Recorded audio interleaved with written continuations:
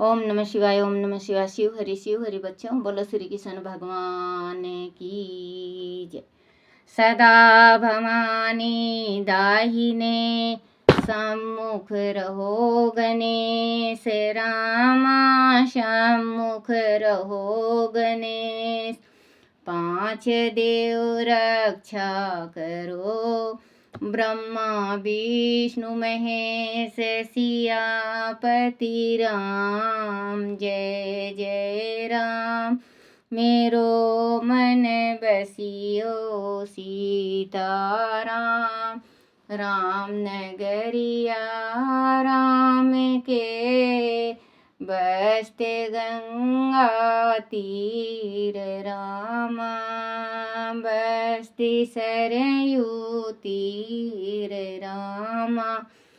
चौकी हनुमत वीर की राम जी, चौकी हनुमत वीर की। बोलो सियापति रामचंद्र भगवान की जय। गणेश भगवान की जय। अपने अपने माता पिता की जय। अपने अपने गुरुदेव महाराज की जय। शिव पार्वती की जय। शिव पुराण की जय। शिव पुराण में नागेश्वर नाम का ज्योतिष लिंग का अद्भुत भाव और उनकी महिमा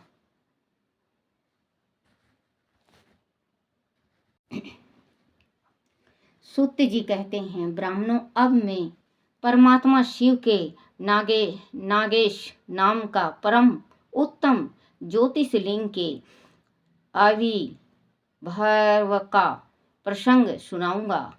दारुका नाम से प्रसिद्ध कोई राक्षसी थी, जो पार्वती के वरदान से सदा घमंड में भरी रहती थी।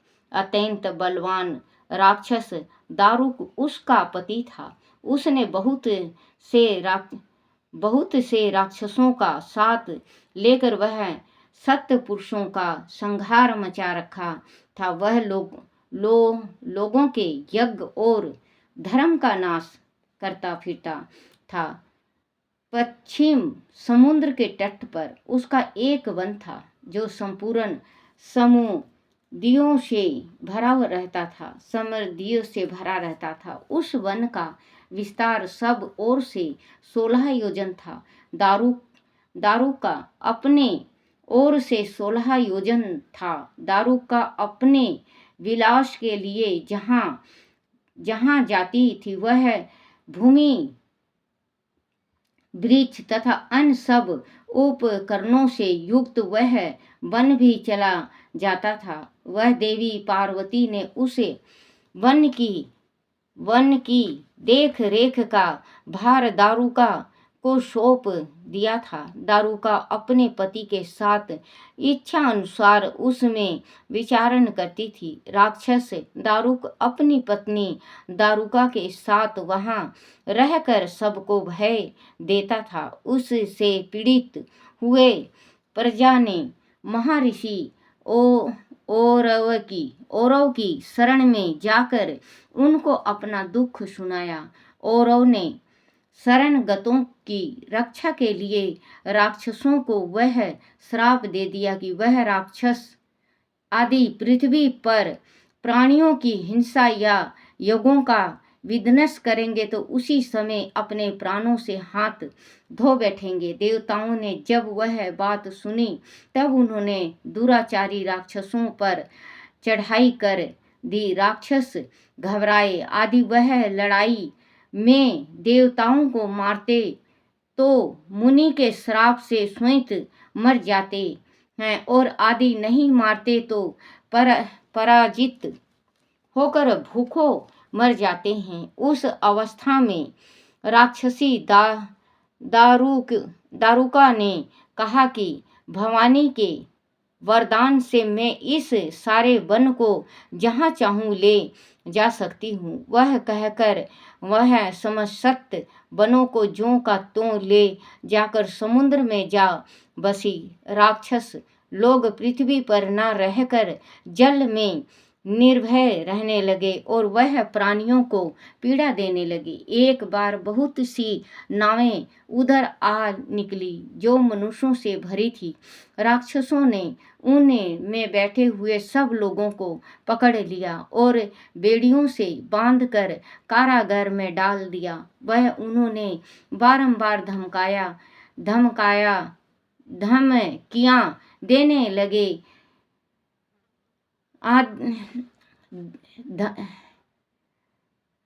धमकियां देने लगे। उनमें सुप्रिया नाम से प्रसिद्ध एक वेश्या था जो उस दल का सरदार था। वह बड़ा सदाचारी, भस्म रुद्राक्षधारी तथा भगवान शिव का परम भक्त था।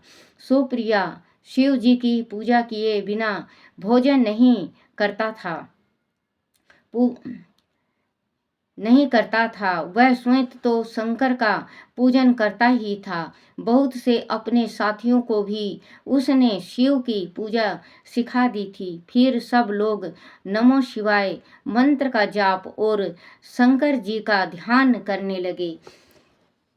बच्चों, एक है ओम नमो शिवाय, एक देखो यहाँ मंत्र आया है शिव जी का, जो मंत्र बोला जाता है, जो दुख में बोला जाता है। सब लोग नमः शिवाय मंत्र का जाप और शंकर जी का ध्यान करने लगे। सुप्रिया को भगवान शिव का दर्शन भी होता था। दारुक राक्षस को जब इस बात का पता चल लगा तब उसने आकर सुप्रिया को धमकाया। उसके साथ ही राक्षस सुप्रिया को मारने दौड़े। उस राक्षस को आया देख सुप्रिया के नेत्र भय से कतार हो गए। वह बड़े प्रेम से शिव का चिंतन और उनके नामों का जाप करने लगा। वैश्योपति ने कहा, देवेश्वर शंकर मेरी रक्षा कीजिए। कल्याणकारी त्रिलोकीनाथ, दुष्ट हस्त भक्त उत्सल शिव, दुष्ट हरंता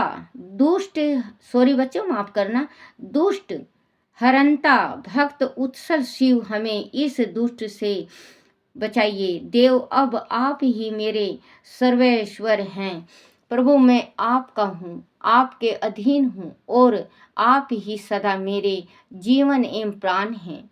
सूत जी कहते हैं, सुप्रिया के इस प्रकार प्रार्थना करने पर भगवान शंकर एक वीर से निकल पड़े। उनके साथ ही 4 दरवाजों का एक उत्तम मंदिर भी प्रकट हो गया। उसके मध्य भाग में अद्भुत ज्योतिषमय शिवलिंग प्रकाशित हो रहा था। उसके साथ शिव परिवार के सब लोग विद्यमान थे। सुप्रिया ने उनका दर्शन करके पूजन किया। पूजित होने पर भगवान शंभु ने प्रसन्न हो स्वयं पशुपात शस्त्र लेकर प्रधान राक्षसों उनके सारे उपकरणों तथा सेवकों को भी तत्काल ही नष्ट कर दिया और उन दुष्ट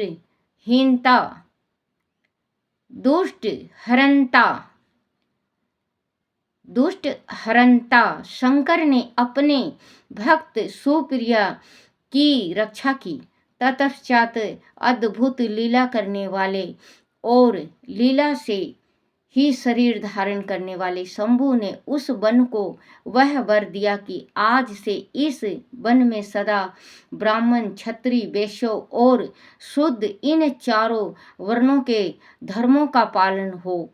यह श्रेष्ठ मुनि निवास करें और तमोगुणी राक्षस इसमें कभी ना रहें। शिव धर्म के उपदेश का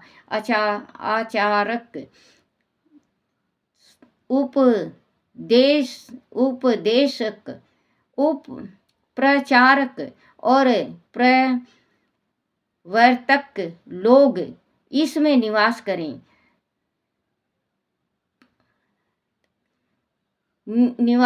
सूत जी कहते हैं, इसी समय राक्षसी दारुका ने दिन चित्त से देवी पार्वती की स्तुति की। देवी पार्वती प्रसन्न हो गई और बोली, बताओ तेरा क्या कार्य करूं? उसने कहा, मेरे वंश की रक्षा कीजिए। देवी बोली, मैं सच कहती हूँ, तेरे कुल की रक्षा करूंगी। ऐसा कहकर देवी भगवान शिव से बोली, नाथ, आपकी यह बात युग के अंत में सच्ची होगी।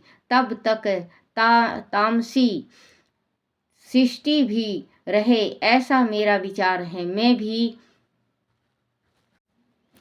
आपकी ही हूँ और आपके ही आश्रय में रहती हूँ। अंत मेरी बातों को भी प्रमाणित सत्य कीजिए। यह राक्षसी दारुका देवी है, मेरी ही शक्ति है और राक्षसियों में बलिष्ठ है। अंत यह राक्षसों के राज का शासन करे। यह राक्षस पत्नियां जिन पुत्रों को पैदा करेंगी, वह सब मिलकर इस वन में निवास करें, ऐसी मेरी इच्छा है। शिव बोले, प्रिय आदित्य, तुम ऐसी बात करती हो तो मेरा यह वचन सुनो। मैं भक्तों का पालन करने के लिए प्रसन्न पूर्वक इस वन में रहूंगा। जो पुरुष यह वारण धर्म के पालन में तत्पर हो, प्रेम पूर्वक मेरा दर्शन करेगा, वह चक्रवर्ती राजा होगा। कलयुग के अंत और सत्य युग के आरंभ में महासेना का पुत्र वीर सेना राजाओं का भी राजा होगा। वह मेरा भक्त और अत्यंत पराक्रमी होगा और वह आकर मेरा दर्शन करेगा। दर्शन करते ही वह चक्रवर्ती सम्राट हो जाएगा।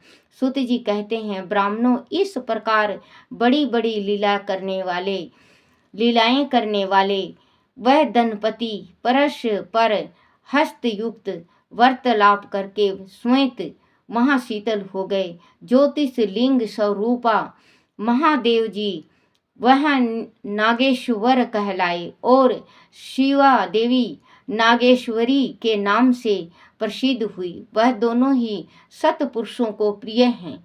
इस प्रकार ज्योतिषियों के स्वामी नागेश्वर नाम का महादेव जी ज्योतिष लिंग के रूप में प्रकट हुए। वह तीनों लोकों की संपूर्ण कामनाओं को सदा पूर्ण करने वाले हैं। जो प्रतिदिन आदर पूर्वक नागेश्वर अद्भुत का यह प्रसंग सुनता है, पढ़ता है, वह बुद्धिमान मानव महापातकों का नाश करने वाले संपूर्ण मनोरथ को प्राप्त कर लेता है। बोलो शिव पार्वती की जय।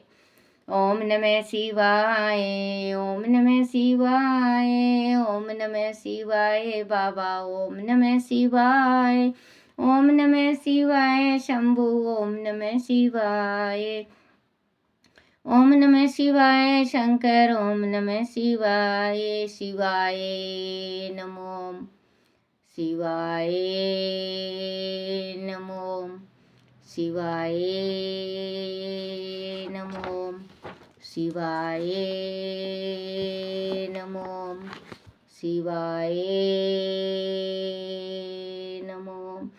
ओम नमः शिवाय। बोलो शिव पार्वती की जय हो। अपने अपने गुरुदेव महाराज की जय हो। हे मेरे परमात्मा, मेरे से कोई गलती हो जाए, कोई भूल हो जाए, हे मेरे शिव पिता, मुझे माफ़ करना, मुझे माफ़ करना, मुझे माफ़ करना।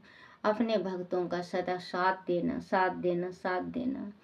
आपके भक्तों का मनोरथ पूर्ण करना। बोलो शिव पार्वती की जय हो। अपने अपने गुरुदेव महाराज की जय हो।